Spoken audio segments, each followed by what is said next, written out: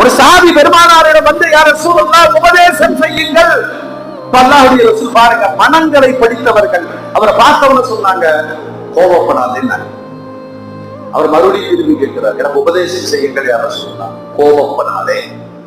மீண்டும் மூன்றாவது முறை கேட்கிறார், கோபப்படாதே.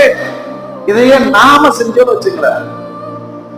ஏதாவது சொல்லுங்க, கோபப்படாதீங்க. ஏதாவது சொல்லுங்க இருக்கு, கோபப்படாது. என்னென்ன கோபம்?